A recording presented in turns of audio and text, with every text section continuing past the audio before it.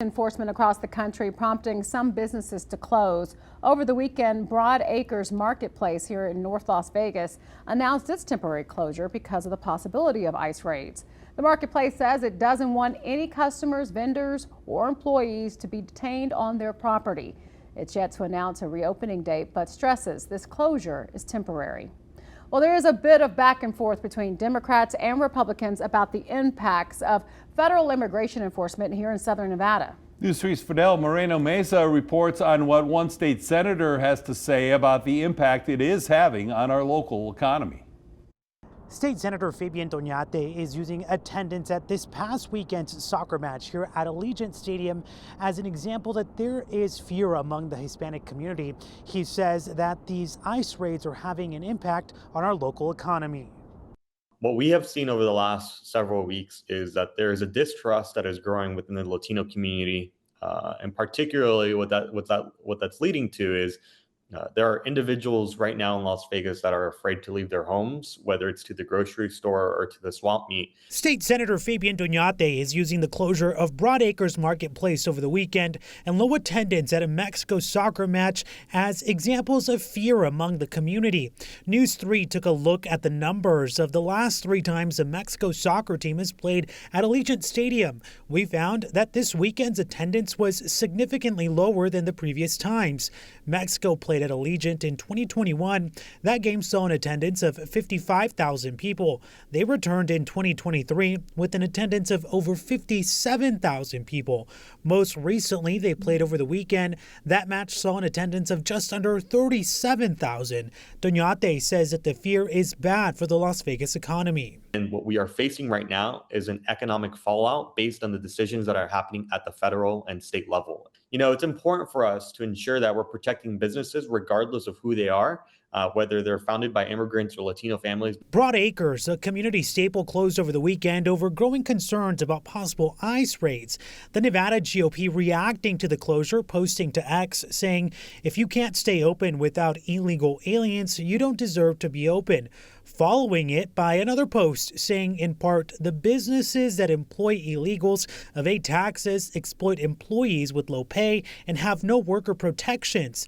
Doñate says there is a solution to all this, but it would take bipartisanship. And ultimately, right, the only way to resolve this is through comprehensive immigration reform. And I'm a firm supporter of what President Bush introduced back in the early 2000s in terms of providing a pathway for those who have paid their fair share. We did reach out to the Nevada GOP for comment on this situation. We did not hear back in time for this report. Reporting near Allegiant Stadium, Fidel Moreno Mesa, News 3. No ICE, no fear. Immigrants are welcome here. No ICE, no fear. Immigrants are welcome here. A day after ICE reportedly detained 2 people from the ground of the Chesterfield courthouse. It's really scary to see that they're in unmarked cars. We've seen a white van, pickup trucks, people coming out with their faces covered, and it's just scary that there's no accountability. Wednesday, demonstrators making their presence known, protesting actions they believe are unconstitutional. When ICE conducts raids in courthouses, we do more than just dispute legal proceedings. We undermine the very foundation of due process. Since last Friday, Chesterfield County Sheriff Carl Leonard says ICE agents detained at least 15 people at the Chesterfield County Courthouse, telling CBS 6 he received little notice of the operation. Wednesday, the sheriff confirmed ICE was on the premises. Demonstrators say they witnessed a man being detained. We heard one person ran a stop sign because they don't have a license, they paid their fine, now they've been taken by ICE. But Tuesday, Governor Glenn Youngkin doubled down on the detainments, saying the operations at the courthouse are part of the plan. We have a statewide collaboration and partnership between state police and ICE and FBI and DEA working to make sure that violent criminals who are here illegally are arrested. And so the fact that there have been some arrests at the Chesterfield County Courthouse makes sense because they clearly have been arrested, they clearly are here illegally, and therefore that's part of our statewide effort. During the courthouse press conference, Chesterfield Circuit Court Clerk Amanda Pohl says that her office is not collaborating with the raids. We are not assisting ICE or any federal immigration agency in what we believe are these unlawful practices. But Youngkin adds he still has backing from the county to make sure the ICE raids continue, touting the detainments made so far. And I appreciate Chesterfield County working with our statewide task force to make sure that we're going to be able to keep Virginians safe. We are now through over 2,000 arrests as part of the Virginia Homeland Security Task Force. It's working. At this point, it's not about what's legal, what's not legal. It's about whatever somebody at the top wants to do. So right here at Grassroots, we're here to stop them and show the resistance.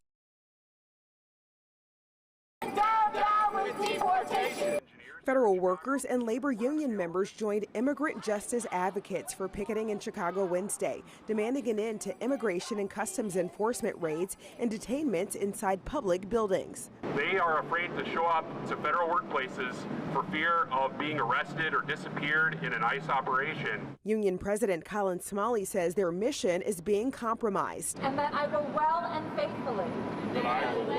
faithfully discharge the duties of the office. They took time out of the rally to take their oaths again publicly. In Pasadena, California, protesters waved signs that said, quote, "ICE out of Home Depot," and "protect our communities." One man likening the current ICE raids to the actions of Nazi Germany. In Germany, back in the 30s, with the Jews being rounded up like this, and this is exactly what is happening to this country. The Trump administration's crackdown on illegal immigration aligns with campaign promises the president made to secure the borders and, quote, "make America safe again." We will begin the largest deportation operation. But opponents to the administration's tactics continue to speak out. In Tennessee, supporters of Kilmar Abrego Garcia, a Maryland man accused of being linked to the MS-13 gang by the Trump administration and mistakenly deported to an El Salvador prison due to an administrative error, accused ICE of depriving detainees of their rights. This administration continues to negate and ignore the rule of law. I'm Sherelle Hubbard reporting. Why you're taking him? It's an image becoming too familiar. He's asylum seeker. It doesn't matter, sir. We're just following orders. He's got a warrant. A man in West LA is taken into custody by Border Patrol agents. But this week, their target seems to be expanding. They came from persecution, from dictatorship. I'm from Iran. This video was shot by their pastor Tuesday morning. And in a million years, I will never imagine I can see this scene in America. Aura Torosian is a pastor at Cornerstone Church in West LA, where he gives his Christian-based sermons in Farsi, as many in his congregation are Iranian nationals who fled. Afraid about their life because there's lots of Iranian Christians, Muslim background, they're in prison. They're burning their business. They're putting them in jail. So I'm hoping the world will hear this and help our people. This week alone, he says he's had 5 members of his congregation detained. First a family of 3 on Monday, and Tuesday it was Reza Vidar, and then his wife, Marjan. Why are you doing this? Why are you doing this? He says they all arrived in America about 6 months ago, hoping for a better life free from religious persecution in a country dominated by a Muslim regime. Iran in last 2 decades is top 10 in the list, top 10 most persecuted for Christian in the world. He himself was arrested in Iran for having Bibles before he arrived in the U.S. in 2010 and then became a citizen. Lots of pressure on me and lots of pain in my heart, because this is not what I hope. This is not I hope for my kids, my congregation, and my people. Have you read the news what's happening in Iran for women? They came here for freedom, not like this.